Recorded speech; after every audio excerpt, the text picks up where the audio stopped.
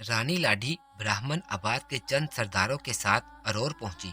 اس نے اپنے بیٹے کی یہ غلط فہمی دور کرنے کی کوشش کی کہ اس کا باپ ابھی تک زندہ ہے، لیکن اس کے بیٹے کی سوتیلی ماں نے ہتھیار ڈال دینے کی تجویز کی مخالفت کی اور اسے یہ تانا دیا کہ تمہاری ماں دشمن کی آلائے کار بن چکی ہے۔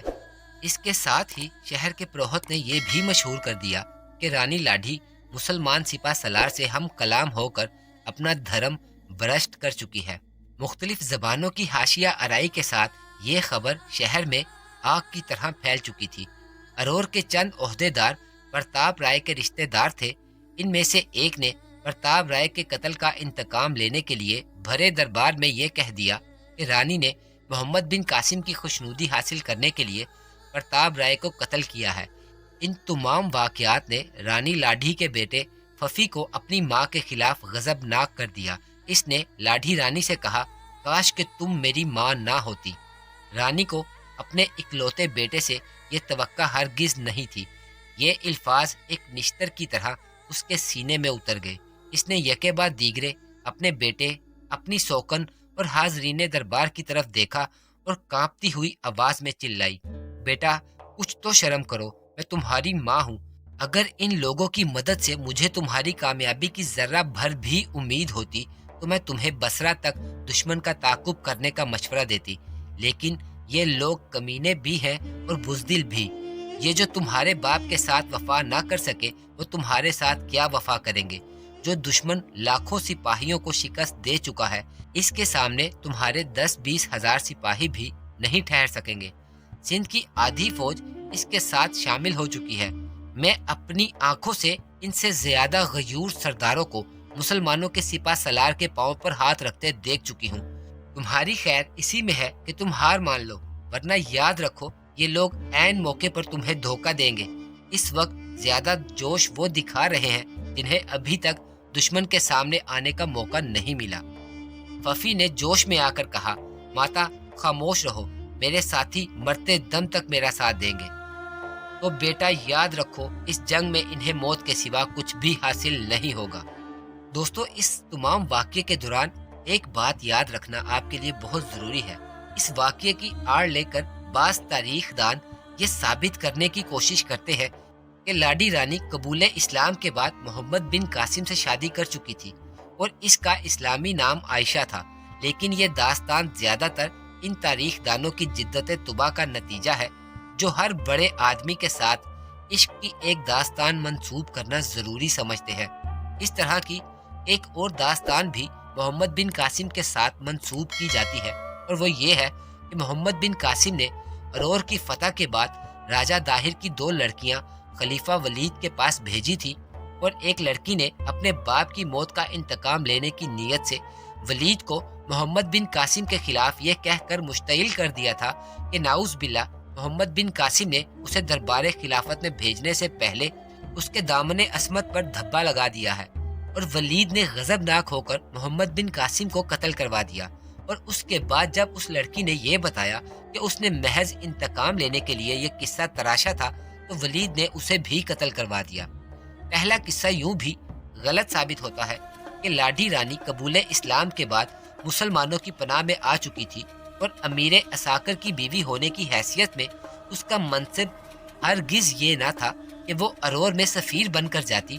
اگر یہ مان بھی لیا جائے کہ اس کے دل میں اپنے بیٹے کے لیے بہت بڑی تڑپ تھی، تو یہ کیسے ممکن ہو سکتا ہے کہ ایک ایسا نوجوان جو 17 سال کی عمر میں ہندوستان فتح کرنے کا عزم رکھتا تھا، ارور کی ادنا سی مہم سے کترا کر اپنی نو مسلم بیوی کو ارور کے بھرے دربار میں بھیج دیتا، خصوصاً ان حالات میں جب کہ ارور کی رائے عامہ اس کے قبول اسلام پر سخت مشتعل ہو سکتی تھی۔ دوسرے قصے کے راوی وہ تاریخ دان ہیں جنہیں یہ بھی معلوم نہیں کہ خلیفہ ولید محمد بن قاسم کی موت سے پہلے ہی خلافت کے منصب سے ہٹ چکا تھا، اور جب محمد بن قاسم کو قتل کیا گیا یا شہید کیا گیا، اس وقت مسلمانوں کا خلیفہ ولید بن عبد الملک نہیں بلکہ اس کا چھوٹا بھائی سلمان بن عبد الملک تھا۔ خیر دوستو، اپنی کہانی کی طرف آتے ہیں۔ محمد بن قاسم کی فوج نے ابھی نصف راستہ طے کیا تھا کہ ایک صبح ففی کو معلوم ہوا کہ اس کے چند سردار 5000 سپاہیوں کے ہمراہ راتوں رات شہر چھوڑ کر بھاگ چکے ہیں۔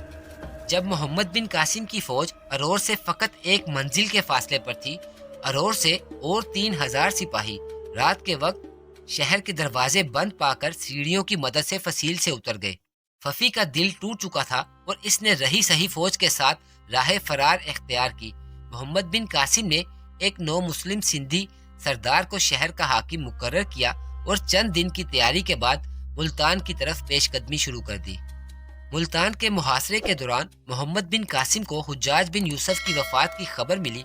اس کے ساتھ ہی اسے اپنی بیوی کا مکتوب ملا، جس میں اس نے اپنے باپ کی موت کا ذکر کرنے کے بعد محمد بن قاسم کی ماں کے متعلق لکھا کہ ان کی صحت پھر خراب ہو چکی ہے، لیکن ان کی یہ خواہش ہے کہ آپ ہندوستان میں اپنا کام ختم کیے بغیر گھر نہ آئیں۔ زبیدہ نے اپنے متعلق لکھا، میں ان ہزاروں بیویوں سے مختلف نہیں جن کے شوہر سندھ، ترکستان اور اندلس میں برسر پیکار ہیں، اور سندھ کی سپہ سالار کی بیوی ہوتے ہوئے یہ میرا فرض بھی ہے کہ میں آپ کی جدائی کو عام سپاہیوں کی بیویوں کی نسبت زیادہ صبر و سکون کے ساتھ برداشت کروں۔ آپ نے لکھا تھا کہ ملتان کی فتح کے بعد ہمیں اپنے پاس بلوا لیں گے، لیکن والدہ کی صحت شاید آئندہ چند مہینے انہیں سفر کرنے کی اجازت نہ دے۔ مجھے ڈر ہے کہ گھر کے متعلق آپ کی تشویش آپ کی فتوحات کی رفتار پر اثر انداز نہ ہو۔ انتہائی تکلیف کے وقت آپ کی فتح کی خبر سن کر ان کے چہرے پر رونق آ جاتی ہے۔ جب کبھی ان کا جی اداس ہوتا ہے تو میں ان کے منہ سے یہی دعا سنتی ہوں، یا اللہ مجھے مجاہدین کی ماؤں کا صبر و استقلال عطا کر۔ اور جب کبھی وہ مجھے غمگین دیکھتی ہیں تو یہ کہتی ہیں، زبیدہ تم ایک مجاہد کی بیوی ہو، ناہید اور زہرہ کو میرا سلام پہنچا دیجیے۔ مجھے ان بہنوں پر رشک آتا ہے جو ہر روز سندھ کے میدانوں میں مجاہدوں کے گھوڑے سے اڑنے والی گرد دیکھتی ہیں۔ بصرہ میں ان عورتوں اور بچوں کا انتظار ہو رہا ہے جنہیں آپ نے براہمن آباد کے قید خانے سے آزاد کروایا ہے۔ انہیں کب بھیجیں گے؟ میں اس سے زیادہ اور کیا دعا کر سکتی ہوں کہ آپ کا ہر قدم بلندی کی طرف ہو اور میری نگاہ کا ہر آسمان آپ کے سمند اقبال کا پاؤں چومے۔ چند دن کی مزاحمت کے بعد ملتان کے باشندوں نے ہتھیار ڈال دیے اور محمد بن قاسم امیر داؤد نصر کو ملتان کا امیر اعلیٰ مقرر کر کے ارور کی طرف واپس ہوا۔ راستے میں اسے خبر ملی کہ کنوج کا راجہ ہری چندر راج کمار جے سنگھ کو پناہ دے کر سندھ پر حملے کی تیاری کر رہا ہے۔ یہ خبر سنتے ہی محمد بن قاسم یلغار کرتا ہوا ارور پہنچا اور وہاں قیام کیے بغیر کنوج پر چڑھائی کر دی۔ سندھ اور راجپوتانہ کی سرحد پر دونوں افواج کا سامنا ہوا۔ راجہ ہری چندر جے سنگھ کی زبانی یہ سن کر اس کی اعانت کے لیے آمادہ ہوا تھا کہ بیرونی حملہ آوروں کی تعداد 10,000 سے زیادہ نہیں، لیکن جب اس نے اپنی آنکھوں سے یہ دیکھا کہ محمد بن قاسم کی جے کے نعرے لگانے والے سندھی اربوں سے کہیں زیادہ ہے تو وہ جے سنگھ کو کوستا ہوا میدان چھوڑ کر واپس بھاگ گیا۔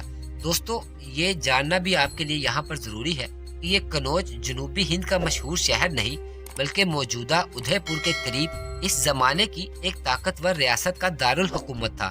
خیر، جے سنگھ کے بعض ساتھیوں نے اسے محمد بن قاسم کی طرف صلح کا ہاتھ بڑھانے کا مشورہ دیا، لیکن اس نے چاروں طرف سے مایوس ہو کر یہ مشورہ بھی قبول نہ کیا اور جنوب کی طرف راہ فرار اختیار کی۔ صرف 2 سرداروں نے اس کا ساتھ دیا اور باقی تمام سردار محمد بن قاسم کی پناہ میں چلے آئے۔ اس کے بعد محمد بن قاسم سندھ کے انتظامات درست کرنے اور سندھ کی ہمسایہ ریاستوں پر چڑھائی کرنے سے پہلے اپنی افواج کو اثر نو منظم کرنے کے لیے ارور واپس چلا آیا۔ بصرہ سے ایک قاصد اس کی آمد سے پہلے ایک دن ارور پہنچ چکا تھا۔ اس نے محمد بن قاسم کو دیکھتے ہی کہا، سالار اعظم، میں ایک بہت بری خبر لایا ہوں۔ محمد بن قاسم کے پرسکون چہرے پر تفکرات کے ہلکے سے آثار پیدا ہوئے اور اس نے اپنے ہونٹوں پر ایک مغموم مسکراہٹ لاتے ہوئے کہا، یہ خبر میری ماں کے متعلق تو نہیں؟ ایلچی نے اس بات میں سر ہلایا اور جیب سے خط نکال کر محمد بن قاسم کے ہاتھ میں دے دیا۔ محمد بن قاسم نے جلدی سے خط کھول کر پڑھا اور انا للہ و انا الیہ راجعون کہہ کر گردن جھکا لی۔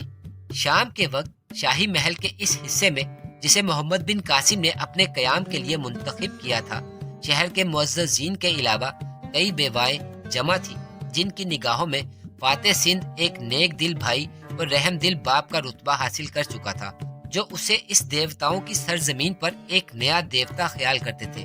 محمد بن قاسم نے محل سے باہر نکل کر ایک مختصر سی تقریر کی اور اس تقریر میں ان تمام لوگوں کا شکریہ ادا کیا۔ رات کے وقت اس نے مشعل کی روشنی میں ایک بار پھر زبیدہ کا مکتوب پڑھا اور اس کی نگاہیں دیر تک ان الفاظ پر مرکوز رہی۔ بستر مرگ پر امی جان کے آخری الفاظ یہ تھے: میری روح جسم کی قید سے آزاد ہو کر ان میدانوں پر پرواز کر سکے گی جہاں میرا بیٹا اسلام کی فتوحات کے جھنڈے نصب کر رہا ہے۔ 3 ماہ بعد محمد بن قاسم عرب سپاہیوں کے علاوہ 1,00,000 سندھی نو مسلم اور ان غیر مسلم سپاہیوں کو فوجی تربیت دے چکا تھا جو اسلام قبول نہ کرنے کے باوجود باقی تمام ہندوستان کی آخری حدود تک اس کمسن سلار کی فتوحات کے پرچم لہرانا انسانیت کی سب سے بڑی خدمت سمجھتے تھے، جس کے عدل و انصاف نے اسے مفتوحہ علاقے کے ہر باشندے کی نگاہ میں ایک دیوتا بنا دیا تھا۔ وہ اسے اپنا نجات دہندہ سمجھتے تھے اور باقی ہندوستان کے لیے ایسے نجات دہندہ کی ضرورت بھی محسوس کرتے تھے۔ ایک دن ارور کے ایک مشہور سنگ تراش نے شہر کے ایک چوراہے میں اپنا شاہکار نمائش کے لیے رکھ دیا۔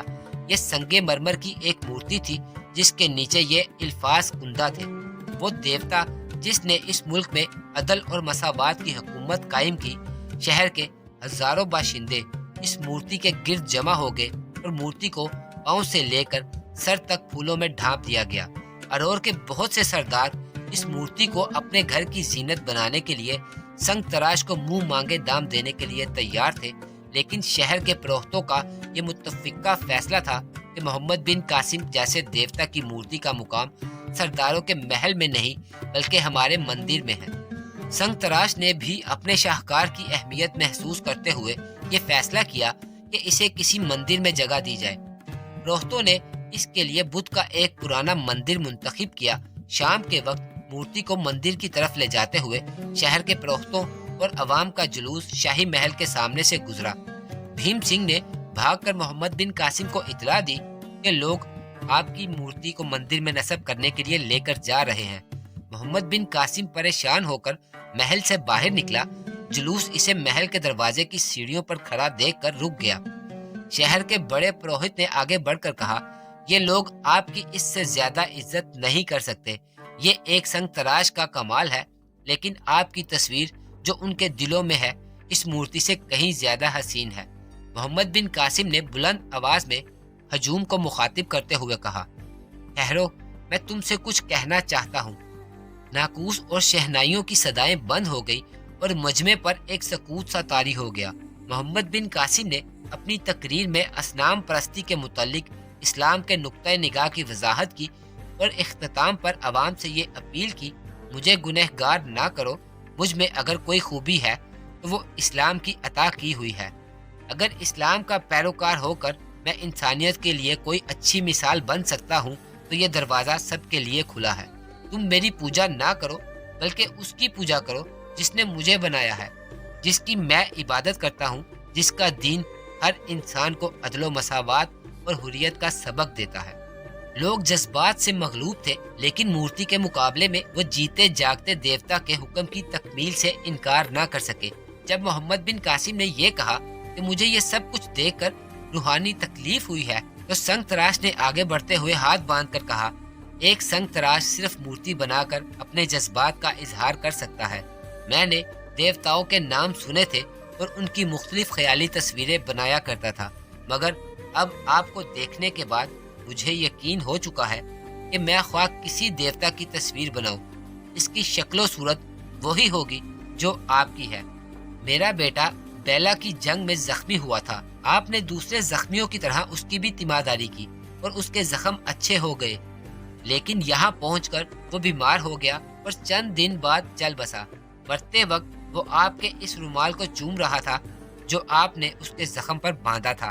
اس نے مجھ سے وعدہ لیا تھا کہ میں اس کی مورتی بناؤں گا، لیکن آپ کو برہم دیکھ کر شاید اس کی آتما کو بھی دکھ ہو۔ میں اپنے بیٹے کے دیوتا کی پوجا کرنے کی بجائے اس کا حکم ماننا زیادہ ضروری سمجھتا ہوں۔ اگر آپ کا حکم ہے تو میں یہ مورتی توڑنے کے لیے بھی تیار ہوں۔ محمد بن قاسم نے جواب دیا: یہ آپ کا مجھ پر بڑا احسان ہوگا۔ احسان یوں نہ کہیے، اس مورتی کے ٹوٹ جانے کے بعد بھی میں آپ کو ایک دیوتا ہی سمجھوں گا، اور سندھ کے لاکھوں انسان بھی آپ کو دیوتا ہی خیال کریں گے۔ محمد بن قاسم نے کہا، لیکن میری تمنا فقط یہ ہے کہ میں اس ملک میں انسانیت کا ایک خادم ہونے کی حیثیت سے ہی پہچانا جاؤں۔ سنگ تراش نے سینے پر پتھر رکھ کر نیشے کی ایک ضرب سے مورتی کے 2 ٹکڑے کر دیے، لیکن ہجوم ان ٹکڑوں کو جواہرات کا انبار سمجھ کر ان پر ٹوٹ پڑا۔ اس واقعے کے بعد ارور کے ہزاروں باشندے اسلام کی تعلیم کے ساتھ دلچسپی لینے لگے، اور سندھ کے طول و عرض میں نو مسلموں کی تعداد میں آئے دن اضافہ ہونے لگا۔